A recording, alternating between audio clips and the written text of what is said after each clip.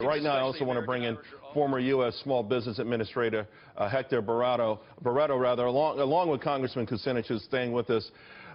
Hector, you've seen the budget, a major commitment to military spending, a major commitment to building the wall, a major commitment to helping the veterans. These are things that are extraordinarily popular and were the key issues in the race for the White House. It feels that President Trump, with this so-called skinny budget, is keeping his promise to America. What do you think? I think you're absolutely right. Listen, Charles, I remember being back in Washington, D.C. for 6 years, and we had to deal with budgets every year. We had a flatline budget, and every year we broke records.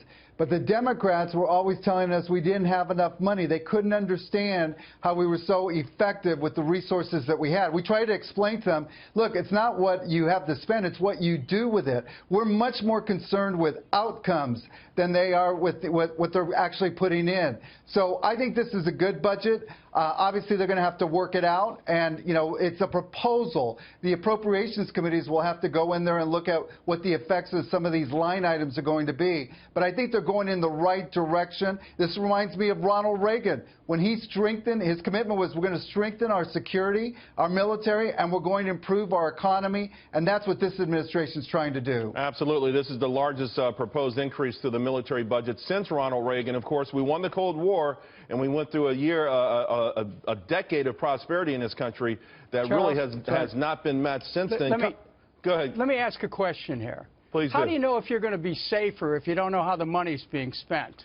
I don't disagree with you that we need better accountability from all agencies, not just the military. And hey, listen, if there's some plan that some congressman wants of an antiquated military product, whether it's a tank that sinks in the sand, we should make sure that we don't have those.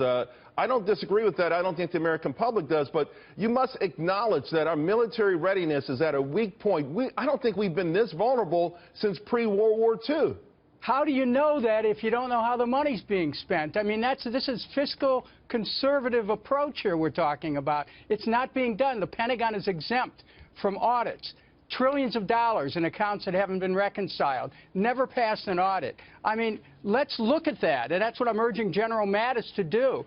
Look at how the money's being spent, and then come and tell the American people what your needs are. Well, in the meantime, as General Mattis contemplates that, and by the way, with a bunch of generals and a bunch of CEOs, I think one of the first things they're going to do is look at the bottom line. I think we know with a $4 trillion budget, our federal government still, even with these sweeping cuts, is way too bloated. And I want to get back to you on that, Hector, because 80 programs are being cut, a lot of them that the mainstream media are going to point to and say, hey, you are destroying the poor.